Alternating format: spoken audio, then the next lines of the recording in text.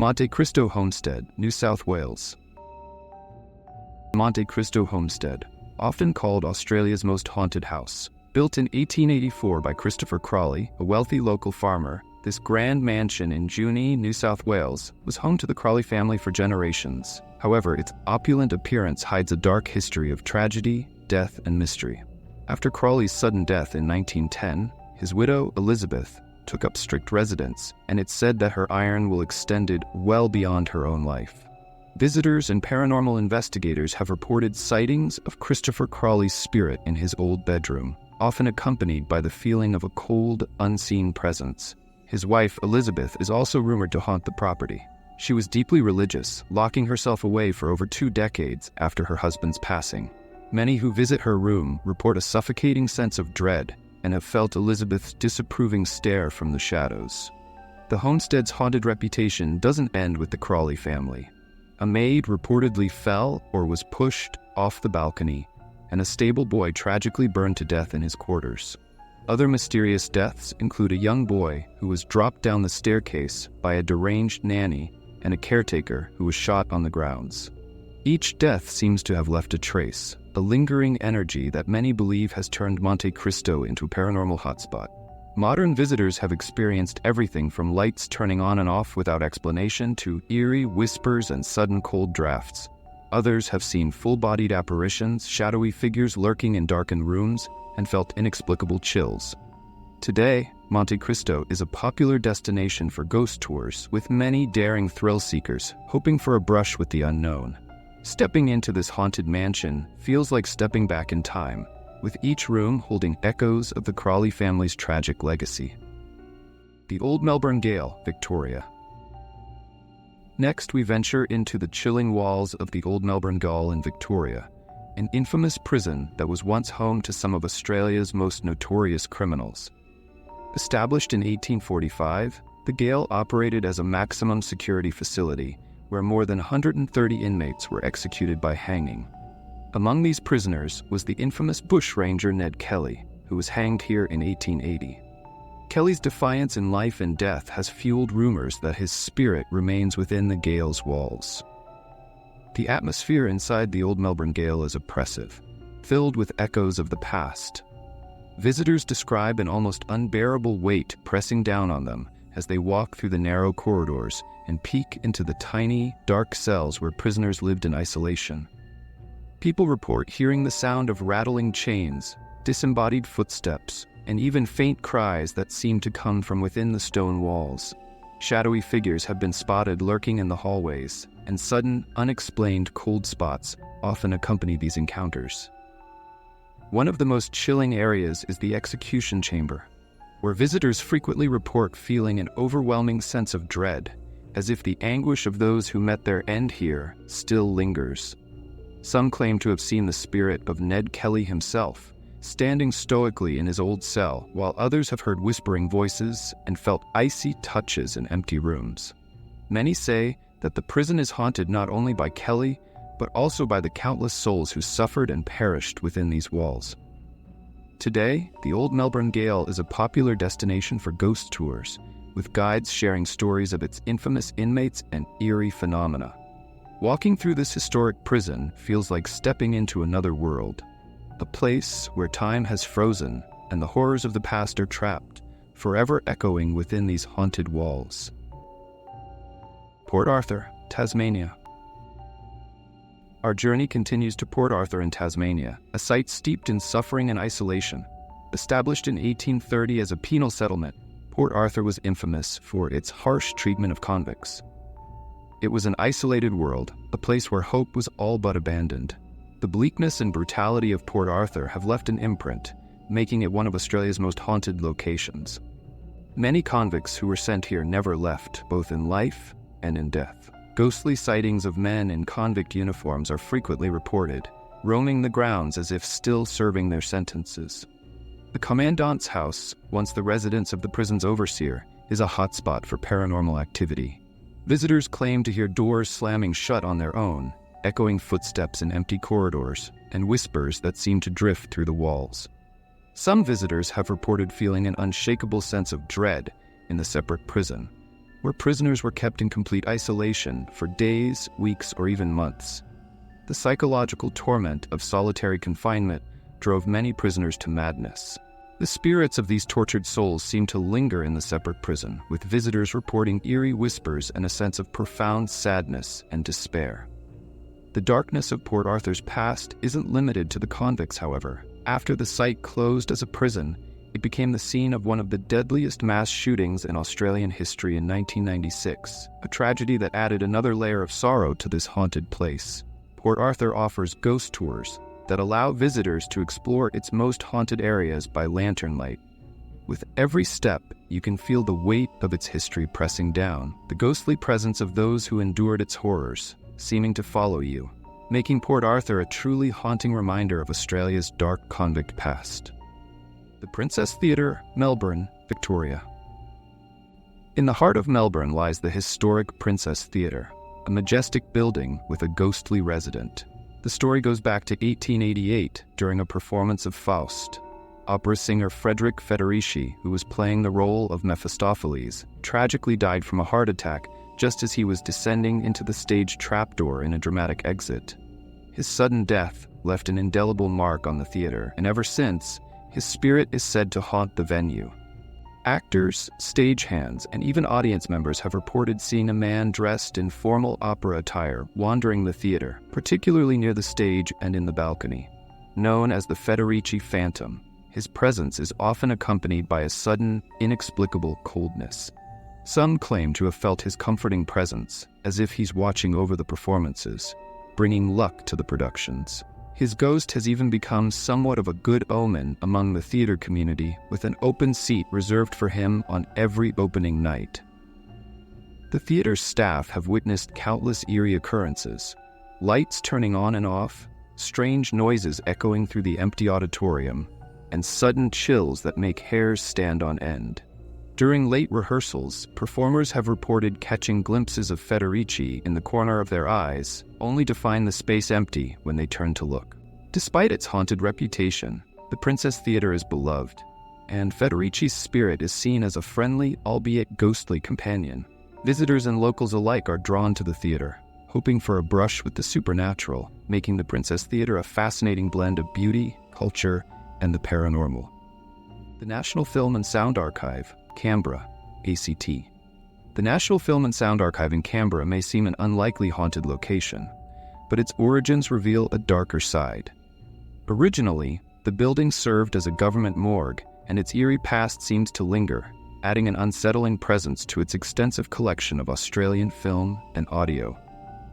Staff and visitors alike have experienced unexplainable phenomena within its walls. Strange noises echo down the hallways, cold spots appear out of nowhere, and people report the sensation of being watched.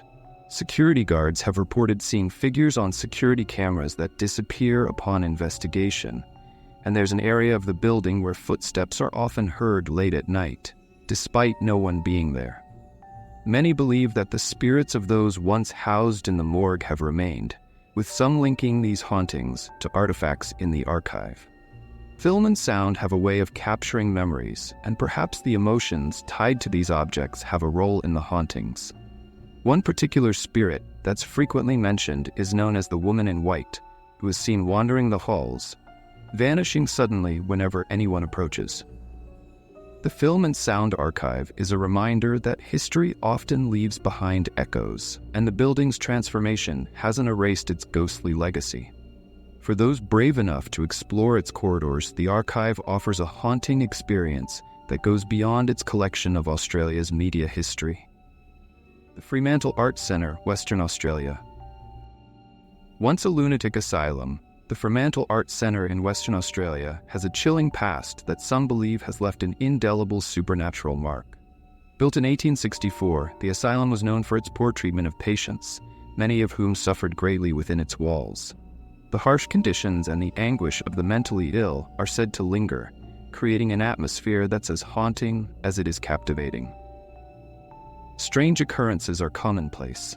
Doors open and close on their own, lights flicker without explanation, and cold spots send chills down the spines of visitors and staff alike. The most famous apparition is that of a woman in white, thought to be a former patient, who is often seen drifting through the halls before vanishing into thin air. This spirit is known to approach visitors, leaving an icy chill in her wake. Other reports include sightings of shadowy figures lurking in dark corners and whispering voices that seem to come from empty rooms.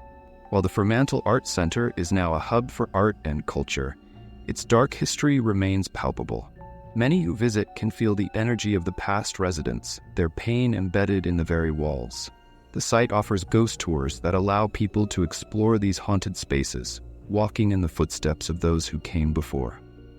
For anyone seeking a brush with the paranormal, the Fremantle Arts Center offers an experience where art meets the afterlife, making it a must-visit for thrill seekers and history enthusiasts alike.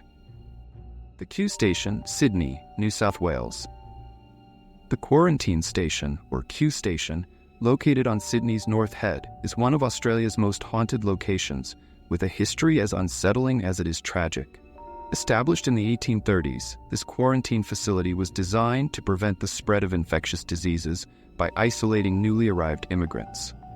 Thousands passed through its gates, many of whom suffered immensely and ultimately died within its walls. The Q Station's reputation for paranormal activity has only grown over the years, with spirits said to linger where they once endured their final days. Visitors often experience sudden chills, especially in the hospital and morgue areas, where patients' spirits are believed to be particularly restless. Reports of ghostly apparitions are common, with shadowy figures seen wandering the halls and hospital beds. The spirits of those who perished here are said to call out in the night, with faint voices echoing through the empty buildings. Some visitors have even reported feeling unseen hands brush against them or hearing footsteps trailing behind them, only to find themselves alone when they turn around. One of the most haunted spots within the Q Station is the former hospital, where patients who succumbed to their illnesses were housed.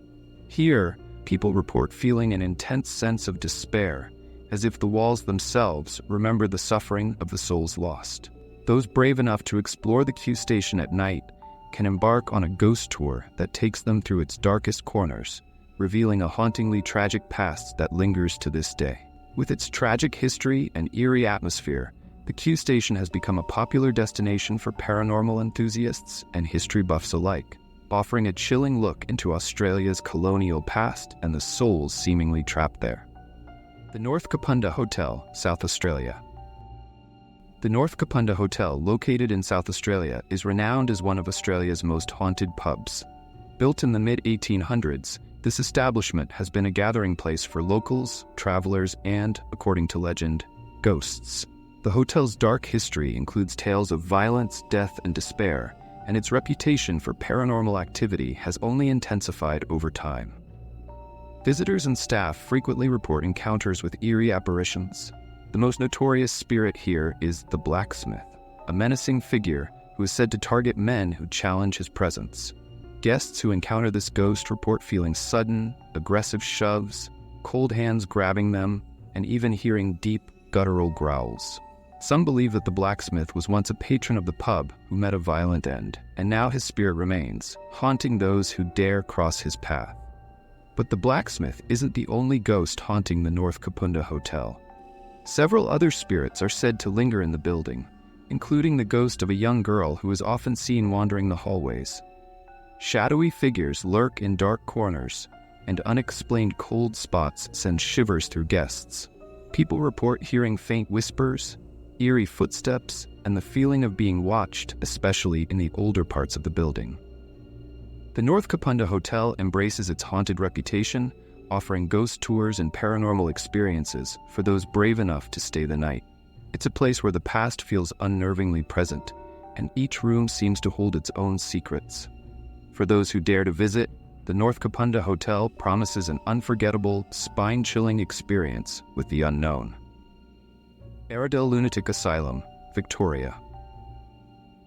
Airedale Lunatic Asylum in Victoria is a chilling reminder of a bygone era when mental health treatment was poorly understood and patients endured extreme conditions. Built in the 1860s, Airedale was one of the largest psychiatric institutions in Australia, housing thousands of patients over its more than 100-year history. Many patients faced brutal treatments and suffered unspeakable hardship within these walls. and it's believed that their pain and suffering have left a lasting, supernatural mark on the building. Ghostly apparitions, chilling whispers, and unexplained cold spots are commonplace at Aradale. Visitors often report feeling a deep sense of sadness and dread, as if the walls themselves remember the anguish of those confined here. One of the most frequently cited spirits is that of a former doctor, who many believe still roams the halls tending to his patients. Even in death, people also claim to see shadowy figures moving through the wards and hear faint cries echoing through the empty rooms. Perhaps the most haunted area is the women's ward, where patients were often isolated, left to suffer in silence. Some visitors have reported feeling intense sorrow and unease here, as if they are tapping into the residual energy of those who once lived in despair. The asylum's haunted reputation is so strong that ghost tours are now a staple, attracting thrill-seekers who wish to experience Aradale's eerie atmosphere. For those willing to explore, Aradale Lunatic Asylum offers an experience that goes beyond mere ghost stories. It's a haunting journey through the lingering shadows of a dark past, where the souls of the forgotten seem unwilling to leave. Beechworth Lunatic Asylum, Victoria. Our final destination takes us to Beechworth Lunatic Asylum in Victoria, another former psychiatric institution with a reputation for paranormal activity. Established in 1867, Beechworth operated for over a century, during which time thousands of patients passed through its doors, many of whom never left. The asylum's bleak history of confinement, mistreatment, and despair is said to be imprinted on the building, creating an atmosphere heavy with sorrow. The most famous spirit haunting Beechworth is that of Matron Sharp, a former staff member known for her strict demeanor. Her ghost is often seen wandering the women's ward, as if still enforcing order even after death. Some visitors report feeling a presence watching them, while others have seen a shadowy figure that matches her description. Matron Sharp's spirit is not hostile, but rather stern, adding a unique sense of eerie authority to the asylum's ghostly encounters. Other spirits have been reported as well, including that of a young girl who appears near the courtyard, often in a white dress, drifting through the grounds before disappearing suddenly. In the men's ward, visitors frequently hear unexplained breathing sounds and footsteps, with some claiming they've felt an invisible hand brush against their shoulder. The dark energy in these halls seems to reflect the anguish of the souls that once inhabited them, and even seasoned ghost hunters have reported feeling overwhelmed by the asylum's atmosphere.